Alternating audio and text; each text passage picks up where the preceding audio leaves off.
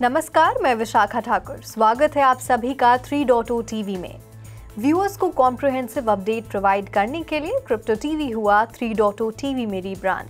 Crypto currencies, blockchain, metaverse, non fungible tokens, security और latest digital segment से जुड़ी हर Web3 related खबरों के लिए देखते रहें 3.0 टीवी चैनल। पेश है आज की मुख्य खबरें।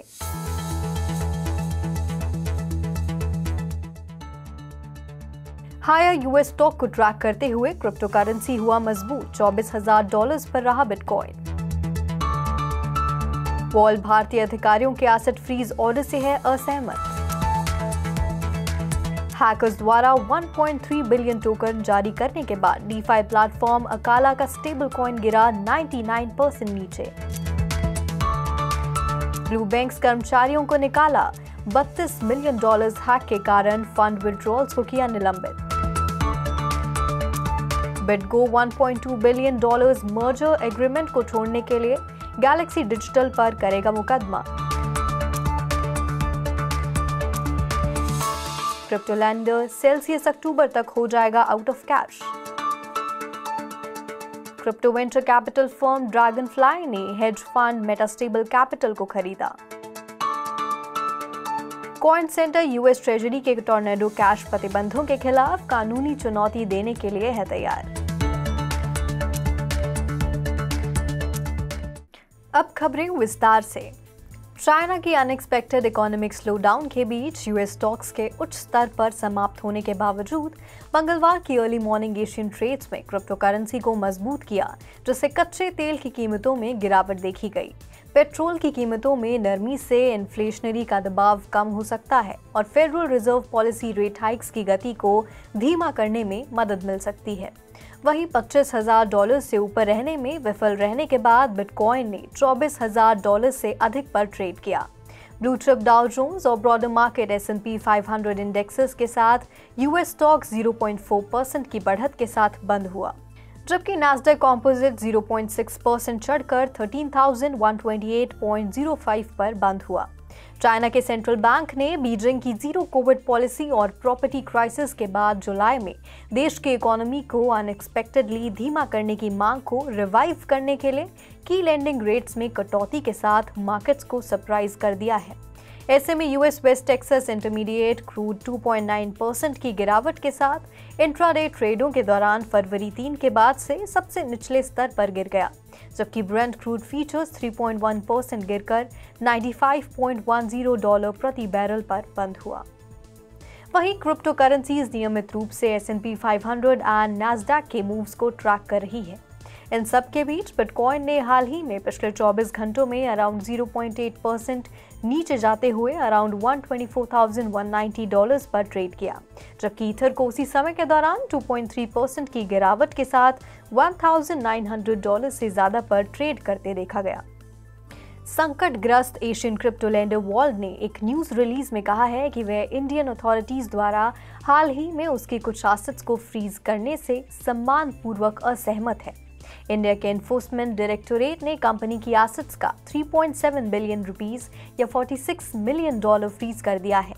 ऐसे में फाइनेंशियल क्राइम्स इन्वेस्टिगेटर ने कहा कि एसेट फ्रीज मनी लॉन्ड्रिंग मामले में संबंध में थी। वॉल्ट के बयान में कहा गया है कि क्रिप्टो लेंडर ने इन्वेस्टिगेटर्स को कुछ डॉक्यूमेंट्स प्रोवाइड करने के लिए ईडी के समन पाए और उनका पालन किया। इसमें कहा गया है कि फ्रीज ऑर्डर प्लेटफॉर्म के एक फॉर्मर कस्टमर के अकाउंट के संबंध में था, जिसे तब से डीएक्टिवेट कर दिया गया था। वॉल्ट ने यह भी कहा कि वह स्ट्रिक्ट कस्टमर आइडेंटिफिकेशन प्रोटोकॉल्स का पालन करता है, साथ ही उसने एनफोर्समेंट एक्शन पर निराशा व्यक्त की है। हैकर्स द्वारा 1.28 बिलियन टोकन जनरेट करने के लिए नए रूप से डिप्लॉयड लिक्विडिटी पूल में कमजोरी का फायदा उठाने के बाद अकाला की नेटिव स्टेबल कॉइन USD रविवार को डीपेग होते हुए 99% गिर गई। रविवार को लाइव होने के तुरंत बाद IBTC लिक्विडिटी पूल के मिसकॉन्फ़िगरेशन के कारण ये फ्लॉ पैदा हुआ था। एक्सप्लॉइट को डिस्कवर करने के बाद अकाला टीम ने गलती से माइन किए गए USD की ट्रांसफर फंक्शनैलिटी को डीएक्टिवेट कर दिया, जो कि अकाला पैराचेन पर बनी हुई थी। माना जाता है कि एक वॉलेट में अभी भी अप्रॉक्सीमेटली 1.27 बिलियन अमेरिकी डॉलर है। अकाला ने व्हाइट हैट हैकर्स को चोरी किए गए फंड को पोल्काडॉट या मूनबीम एड्रेस पर वापस करने के लिए कहा है। हमले के बाद यूएसडी की कीमत रफली $1.03 पर टोकन से गिरकर $0.009 हो गई है। रिपोर्टेडली ब्राजील की crypto lending service blue bank से $32 मिलियन की एलिज्ड थेफ्ट के बाद इसके सभी 22,000 मेंबर्स को अपनी कैश रिट्रीव करने से रोक दिया गया। हालांकि हैक के बारे में कोई जानकारी जारी नहीं की गई थी, लेकिन ऐसा लगता है कि कंपनी ने अपने ज्यादातर कर्मचारियों की छंटनी कर दी है। ब्लू बैंक्स उन क्रिप्टो करेंसी कंपनीज की एक्सपैंडिंग लिस्ट में शामिल हो गया है जो क्रिप्टो विंटर के दौरान शानदार यील्ड रिटर्न्स के अपने क्लेम्स को पूरा करने में विफल रही हैं। ब्राजीलियन क्रिप्टो लेंडर ने कई इन हाउस इनकम स्ट्रीम्स के माध्यम से इन्वेस्टर्स को बिटकॉइन इन्वेस्टमेंट्स पर 66% तक रिटर्न का आश्वासन दिया है। ब्लू बैंक्स ने बहुत एग्रेसिव हैक का टारगेट होने के बाद सभी प्रकार की निकासी को ब्लॉक कर दिया है। फेमस इन्वेस्टर माइकल नोवोग्राट्स द्वारा संचालित crypto currency focused financial services firm Galaxy digital ने बिटको को खरीदने के अपने प्लान को छोड़ दिया है, ये कहते हुए कि क्रिप्टो कस्टडी स्पेशलिस्ट जुलाई के अंत की डेडलाइन तक फाइनेंशियल स्टेटमेंट्स प्रदान करने में विफल रहे थे।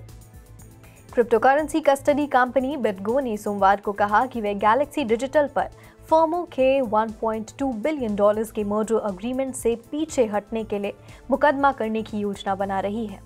बिटगो ने कहा कि वह गैलेक्सी से $100 मिलियन के नुकसान की मांग करेगा।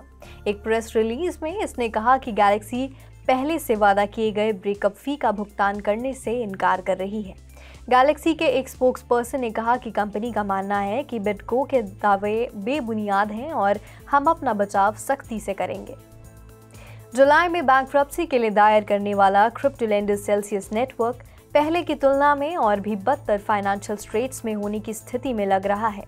कर्कलैंड एंड एलिस द्वारा सोमवार को दाखिल एक नई कोर्ट फाइलिंग एक लॉ फर्म जिसे क्रिप्टो लेंडर ने अपनी रीस्ट्रक्चरिंग एफर्ट्स को लीड करने के लिए हायर किया था, जिसमें फाइनेंशियल प्रोजेक्शंस शामिल हैं कि सेल्सियस अक्टूबर तक आउट ऑफ कैश हो जाएगा। आगामी सुनवाई से पहले न्यूयॉर्क के सदर्न डिस्ट्रिक्ट के लिए यूएस बैंकरप्सी कोर्ट में जमा की गई फाइलिंग में ये भी कहा गया है कि क्रिप्टो लेंडर में डिपॉजिटर्स की तुलना में $2.8 बिलियन होल्ड करता है। वेंचर कैपिटल फर्म ड्रैगनफ्लाई ने एक अनडिस्क्लोज्ड अमाउंट के लिए सबसे पुराने क्रिप्टो निवेश फंडों में से एक मेटास्टेबल कैपिटल का अधिग्रहण किया है। मेटास्टेबल, जिसे 2014 में शुरू किया गया था और एक बार Dragonfly managing partner Haseeb Qureshi को अपनी जनरल पार्टनर्स में गिना जाता था, वह 31 मैनेजमेंट तक प्रबंधन के तहत एसेट्स में $400 मिलियन से ज्यादा था। Metastable Ethereum, blockchain network, Cosmos और ब्लॉकचेन स्केलेबिलिटी कंपनी स्टाकवेयर में शुरुआती निवेशक थे। ड्रैगनफ्लाई ने अपने नाम से कैपिटल को भी ड्रॉप कर दिया है और अपने क्रिप्टो फोकस में झुकाव के लिए रीब्रांड के हिस्से के रूप में एक नया लोगो अपनाया है। आज के लिए फिलहाल इतना ही। ऐसी ही तमाम खबरों के लिए देखते रहिए 3 डॉन्टो टीवी। मैं विशाखा अब लेती हूँ आपसे विदा।